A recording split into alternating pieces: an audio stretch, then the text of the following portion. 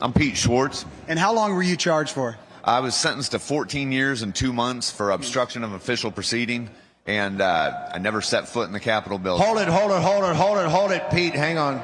Obstruction of a federal proceeding was thrown out by the Supreme Court, I believe, as being totally illegitimate to charge you guys with, correct? Absolutely. And you got 14 years on something that's completely illegitimate? Is that what I'm hearing?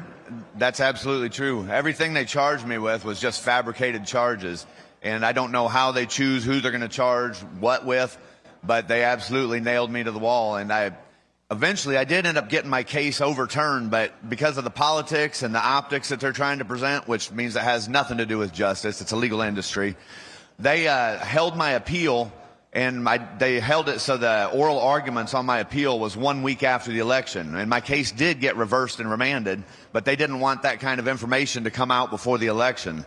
They didn't want people to know that January 6ers were actually innocent and that they're platforming off of us. So the day the Supreme Court overturned, I think it was the Fisher decision, they didn't come to your cell, unlock it, and say you're a free man, since the Supreme Court of the United States said it was totally illegitimate to charge you with that and all the other J6ers? No, and as a matter of fact, I felt like that should have reversed everything at that point, but that's not even a win for everybody.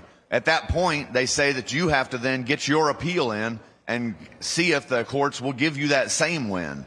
Even though they said it's illegitimate, they know that you're there, they know you're being held illegitimately, but they're going to pull every trick in the book. Just like when they overturned my appeal and I had already won it, I didn't get released at that time either. That was 3 days before Trump gave me the pardons, but I didn't get to talk to my lawyers or anything.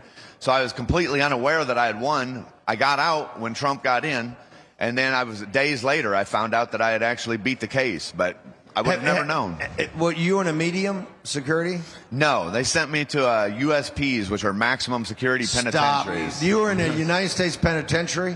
2 of them. The worst, the most violent and dangerous prisons in the United States. Why did you rate that? How many points you have? I don't remember what it was because they recalculated it several times, but they made sure I was like 7 points over the limit to be in there. But when we were in the D.C. Gulag and we had a sheet that figured out your points, the way we calculated my points was I should have been in a camp or a low security. And you went to a U.S. penitentiary? Yeah. Folks, you don't understand, U.S. penitentiaries are indescribable. 60% of the people in these prisons have at least 1 life sentence. Unbelievable. And so, hold it. I just want to make sure. If President Trump had not won re-election, where would you be right now, sir? I would still be in that prison. I am so grateful. And Jesus is my Savior, and Trump is my president.